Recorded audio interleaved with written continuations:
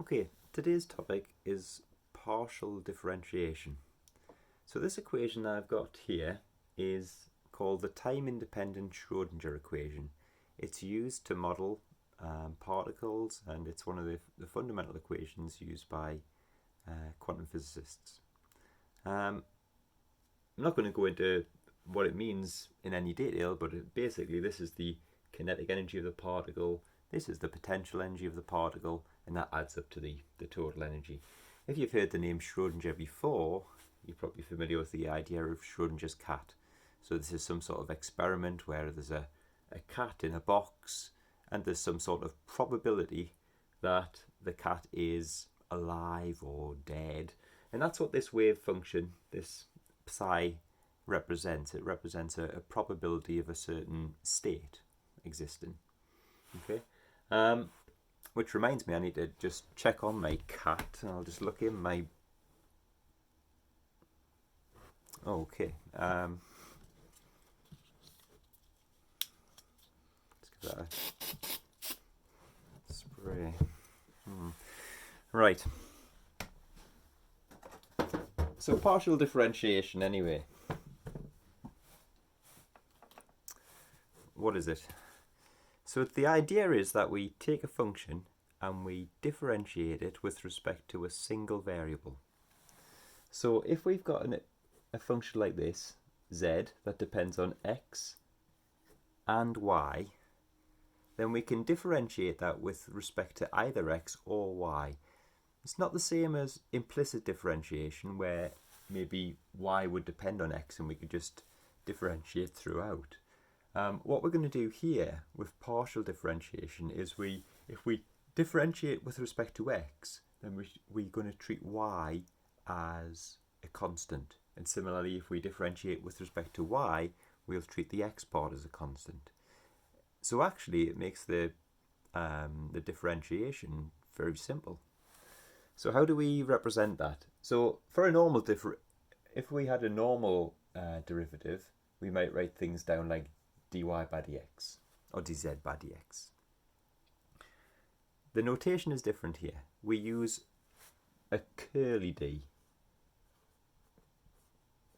So if we're differentiating that with function with respect to x, we use these curly d's instead. So you could read this as curly dz by dx or partial dz by dx. That's the sort of common way that these things are described. So what we do is we just differentiate this. So the y is just going to be treated like a constant. So the y doesn't change. Okay, the y would be the same as if we had something like 2x squared or minus x squared. The y is just going to play the part of a constant and do nothing. It's just going to stay there.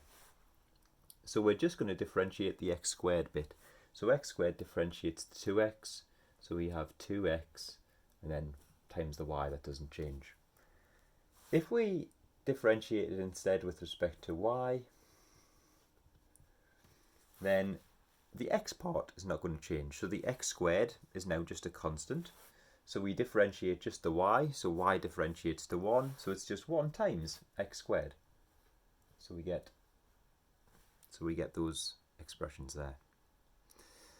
Now, these partial derivatives appear in many, many different areas of science. Okay, so the Schrödinger equation that we started with for particle physics from the very smallest scale, and Einstein's field equation, or a set of coupled differential equations, partial differential equations, that are used to model things at the very largest scale, modeling space and time, perhaps across the universe. So, and then it's also used for many topics in between: heat, sound, fluids. Partial differential equations are everywhere.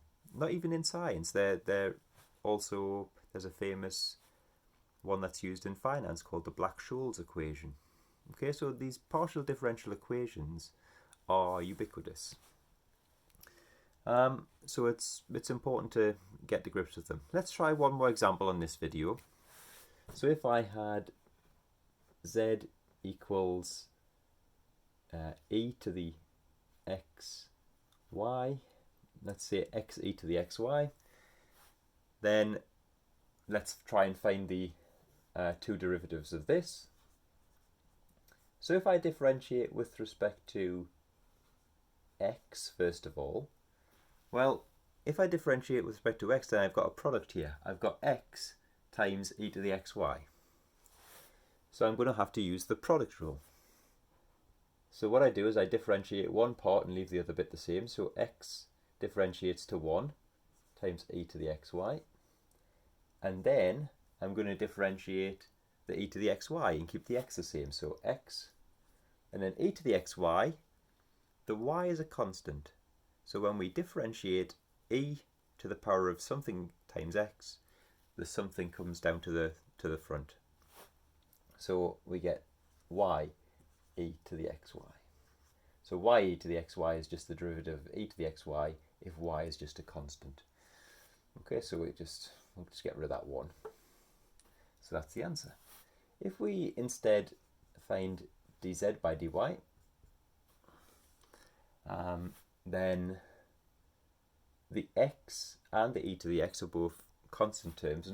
So the x would just stay at the front. So we haven't got a product. We don't need to use the product rule if we're differentiating with respect to y, because the y part only exists in one part of the function. There's not a product that involves functions of y.